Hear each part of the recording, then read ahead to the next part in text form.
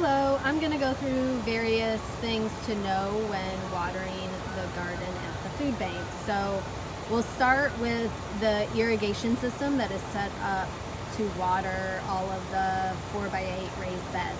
So it's all run off of this rainbird system that is at the back of the greenhouse. And I'll just show you, it's really easy to navigate. I'll just show you some of the basics. So basically, the first thing you need to know is that there are 4 zones, and I will show you the beds that are on each zone. So a zone means that water is only going to turn on in a certain section, and when it's done, then it'll go to the next section. Then that will water a handful of beds, then that'll shut off, and it'll go to the next section because there just isn't enough water pressure to water everything at once. So all the zones are down here. This run value or set value runtime are the zones. So we currently are set up on 4 different zones, and you can see as I flip through, it's telling you how long each zone is going to run. So they're all set to run for 25 minutes. If you go any further, you'll just see that that's not set up. So those are the zones, and that's how you set the time. If you wanted to increase the time, you could go here, decrease, you just hit the down button. So it's pretty easy to navigate. Then you have to set up which day you want the zones to run. So you can see right now I have it set up to come on Saturday, Sunday. If I go to Friday, it says off, Thursday on. And then again, you just use these up and down buttons to change it. So if you want Thursday to be off, you just hit the down or off button. And then the other thing you can change is the start time. So you can see it's basically telling you the first zone is going to start at 9 a.m. Again, go use these buttons if you want to increase the time or decrease the time. And then the other sections just tell you what the current time is, so you just make sure that that is correct, and the current date, make sure that that's correct. And as long as you have the day set and the zone time set, then it'll come on, and you just have to put this nozzle back to auto. If you don't want it to run at all, just flip it to off. And basically those are the only things that I really mess with when I'm trying to adjust the irrigation system. So we'll keep it on auto because tomorrow is Saturday and I want it to run this weekend. Okay, so that's the irrigation system. Let me show you the zones. So when I say zone 1, that means that when the irrigation system comes on, it is going to water starting with bed 6, which is the one that's covered right there.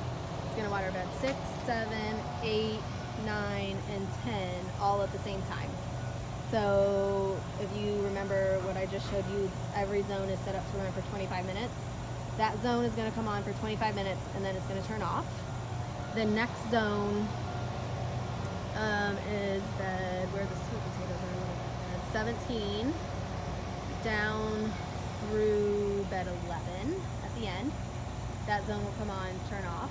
Then it's that bed 23 in the back all the way to bed 18. That'll turn off. And then beds out here on the outside of the fence, it's bed 1, 2, 3, bed 4, which is up here, and then bed 5, which is here. So those beds are on zone 4, and then those will turn off. Other than that, everything has to be hand watered. I'm hoping to get more things set up on irrigation so there's less hand watering, but right now anything that's a pot, like all of this stuff that I'm showing you, the strawberries, the lemon tree, all the pots up here, these grow buckets, you actually water through this white pipe until it comes out of the holes down at the bottom, and those you don't have to fill up as frequently. I probably only do that about once a week or so. You'll have to hand water anything here. The herb bed would need to be hand watered. The handicap accessible bed, any of these pots along the back, the white barrels up here, that stand-up bed over by the hose, and anything along the back fence. Again, I'm hoping to get some of this set up on irrigation because it is honestly just a pain to water, especially in the summer. The other thing to keep in mind is the garden along the shed and the butterfly garden. If we're going through a dry spell, those do need to be watered. So usually I'll just hook the hose up to this sprayer and just pull the hose out there and water occasionally if needed. Here's something with the hose to keep in mind. You have to turn this little red nozzle, and that's how you get the hose to turn on. So if you're trying to turn the hose on and it's not working, that's why. So I did just run a little experiment to see how fast the water comes out, like how many gallons are coming out of the hose per minute, and it's about 1.67 gallons per minute coming out of the hose on the shower setting. So basically what that means is if you had to hand water one of these beds and you wanted to water it for what it needed for an entire week of rain, which this bed I think needs about 20 gallons of water a week, you would have to water for 12 minutes. So nobody's gonna come over here and hand water this for 12 minutes, and luckily it's set up on irrigation, but that's just to give you an idea of really how long you should be watering something. So take this for instance, if I was just using that shower nozzle, this is what, maybe half the size, so at least 6 minutes is what you should be watering this once a week.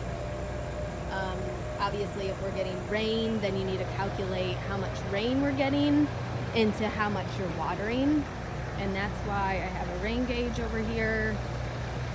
So let me show you that.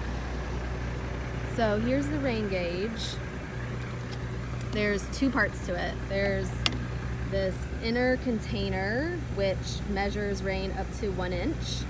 And then there's this part of the container, which is the overflow. So if we get more than 1 inch, we would basically take this, dump out the water, and then you can pull this off. I can't really do it with one hand while I'm holding, oh, actually I can do it with one hand while I'm holding the camera. Then you would take whatever water is in here, pour it into here to measure it. So let's say there's just a little bit in the bottom, you would pour it in here, so you would know that there's, we got 1.2 inches, for example, of rain. And you just want to keep track of that so you know, again, what are your watering needs. The garden needs about 1 inch of rain per week. Now when we're in the heat of the middle of the summer, it might be a little bit more, but that's just a general guideline. And then I do keep track of the rain. This is the produce log, which is sitting over here in the greenhouse by the scale, but I do keep track. So I know that just a couple nights ago we got 0.75 inches, so we got a good amount of rain for what we need for the week. And then in terms of watering, so that was basically watering outside, but you also need to keep in mind that you need to water inside the greenhouse as well. I have lots of random stuff sitting around. Some things need to be watered more than others, but basically you just use the hoses. I wanted to show you this. So this is the hose reel, and did you hear that click? If you pull it down until it clicks, it's going to stop. So let's do it one more time.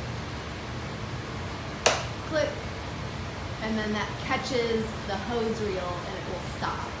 So and then you kind of pull it down a little bit.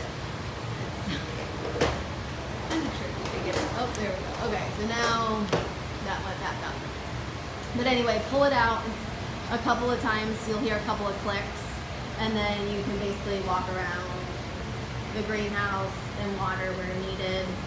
Right now, this won't always be the case, but right now there are quite a few succulents in here and things with different watering needs.